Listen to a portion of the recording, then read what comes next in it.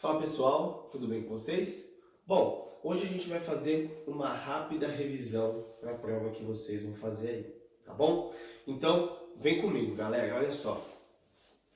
Primeiro vamos se dividir por segmentos, vou dividir a apostila 1 e a apostila 2, tá?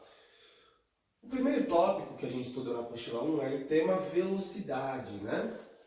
Velocidade é uma grandeza física que relaciona variação de posição, que a gente chama de deslocamento, é o quanto o corpo anda naquela trajetória, né? Dados em quilômetros ou metros, e o tempo que aquele corpo ficou andando, dado em hora, minuto ou segundo. Tudo bem? Dentro dessas unidades de medida, o que você tem que lembrar? Bom, 1 quilômetro são 1000 metros.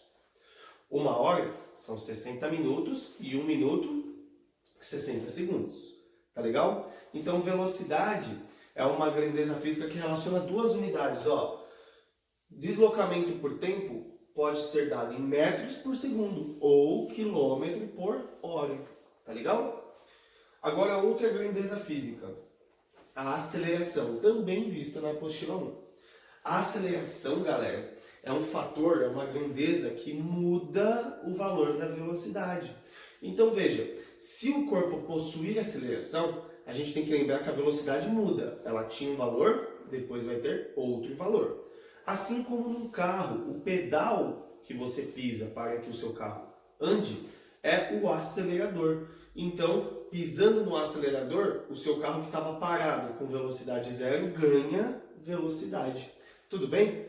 Então, a aceleração é calculada como ΔV, que é a variação de velocidade, sobre ΔT, que é a variação do tempo. Beleza? Terceiro conceito visto na apostila 1, força. Pessoal, força nada mais é do que uma grandeza física vetorial. Lembra que a gente viu isso? Vetorial. E o que é um vetor? O vetor, ele é um tipo de grandeza física que tem um valor, né? A força tem um valor, nesse caso, tem uma direção e um sentido. Cuidado para não confundir direção e sentido, hein, galera? Direção, ó, vamos supor que meus braços estão esticados, ok? A direção do meu braço é horizontal. Porém, este braço aponta para a direita, sentido para a direita, e este braço aponta para a esquerda. Tudo bem? Então, o que é força? Força nada mais é do que uma interação entre corpos, dois ou mais corpos. As forças, elas existem, tudo bem? Como a força peso, que puxa o corpo para baixo, como a força de tração, que é a força aplicada a um fio, a força gravitacional. Então, força é uma grandeza física vetorial que compreende uma relação entre dois ou mais corpos, beleza? Densidade, galera. Densidade. Densidade é massa sobre volume. Massa de um corpo sobre o volume que ele ocupa. Quanto maior a massa e menor o volume, mais denso é aquele material. Lembrando que se eu misturar dois materiais de densidades distintas, o material mais denso ele tende a descer e o menos denso a subir. Beleza? Lembrando desse conceito de densidade, hein? Último conceito da apostila 1, pressão. Pessoal, eu dei um exemplo em sala de aula para vocês que foi o seguinte. Se eu pegar essa caneta e colocar no meu dedo e apertar, eu não sinto muita dor. Mas se eu diminuir aqui, ó, se eu diminuir a área de contato, se eu trocar por uma agulha que é bem fininha a ponta, quando eu fizer a mesma força vai doer. Significa que eu exerço mais pressão quando a área de contato é menor.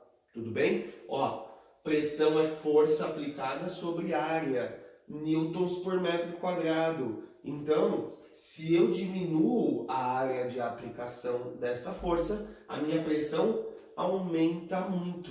Beleza? Tem que lembrar dessa relação aí.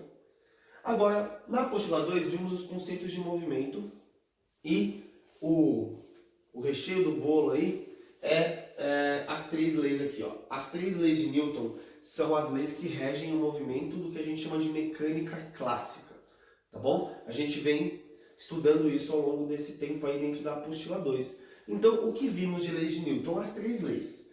A primeira lei é a lei da inércia. Vamos recordar um pouquinho? na lei da inércia, um corpo que está em movimento, ele tende a permanecer esse movimento até que uma força haja sobre ele. Então veja, a inércia é a tendência de movimento do corpo. Se ele está em repouso, a tendência é que ele fique em repouso. Se ele já está andando, significa que ele tende a ficar andando. Então, na inércia, lembra que ela abre duas possibilidades? Ou o corpo está em repouso, ou ele está andando com um movimento uniforme. Isso significa que o corpo em movimento uniforme possui velocidade constante. Tá bom, pessoal? Esse é o conceito de inércia. Agora, a segunda lei é o princípio fundamental da dinâmica. O princípio fundamental da dinâmica, pessoal, é a pergunta que quebra com a lei da inércia. A lei da inércia diz que ou o corpo está em repouso ou movimento uniforme. Isso significa que ele tende a permanecer no seu movimento inicial. Mas a pergunta é, e se eu tiver uma força atuando? E se a minha força for diferente de zero? O que acontece com o corpo? Aí, galera, é importante que você lembre que o corpo adquire aceleração. Ele adquire aceleração e força resultante é igual a massa vezes essa aceleração. Este é o princípio fundamental da dinâmica, tem que lembrar, tá bom? Terceira e última lei, lei da ação-reação. Lei da ação-reação, galera, é o seguinte, se eu vier aqui e empurrar esta lousa, ó, eu vou para frente, eu vou na direção e no sentido de vocês. O que isso significa? Que se eu empurro a parede me empurra. Me empurra como? Com a mesma intensidade, ó, mesma direção, nesse caso horizontal, mas o sentido é oposto. Eu empurro a parede para lá e ela me empurra para cá. E o mais importante, estão em corpos diferentes. A minha força foi feita na parede. A força que a parede fez foi feita em mim. Tudo bem? Então, o princípio da ação e reação. Toda ação tem uma reação de mesma intensidade, mesma direção, sentidos opostos e que agem em corpos diferentes. Tudo bem? Então, pessoal, esse é o apanhado dos conceitos que você tem que levar para a prova, uma revisão sobre os temas trabalhados. Espero que vocês possam fazer uma prova e lembre-se, qualquer dúvida você pode falar comigo pela plataforma que eu vou buscar ajudar vocês da melhor forma possível. Tudo bem?